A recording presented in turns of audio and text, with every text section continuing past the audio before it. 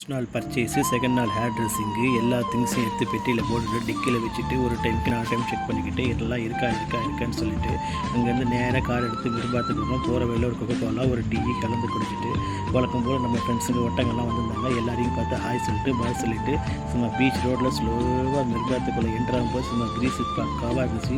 மிருபாத்துக்குள்ளே உள்ளே போனவுடனே பார்த்திங்கன்னா ஃபஸ்ட்டு நம்ம மிர்பாத் கேசலில் பழைய கோட்டை பீரங்கி எல்லாம் இருக்கும். சும்மாவே ஃபோட்டோ எடுப்போம். ஸோ பீரங்கியை வளைச்சி சுட்டு தள்ளிட்டு அங்கே இருக்கிற எல்லா இடத்தையும் எடுத்து ஒரு வாக் போட்டு நேராக மிர்பாத் கேசல் போனோம். க்ளோஸ் பண்ணிடுச்சு. இருந்தாலும் அதை சுற்றி ஒரு ரவுண்ட் அடிச்சுட்டு அங்கே என்னெல்லாம் பண்ண முடியுமோ எல்லாம் பண்ணிவிட்டு நல்லா பக்காவாக என்ஜாய் பண்ணிட்டு அங்கேருந்து நேராக நம்ம பீச்சுக்கு போனோம். பீச்சில் போனால் இது ஒரு நண்டு கோட்டை.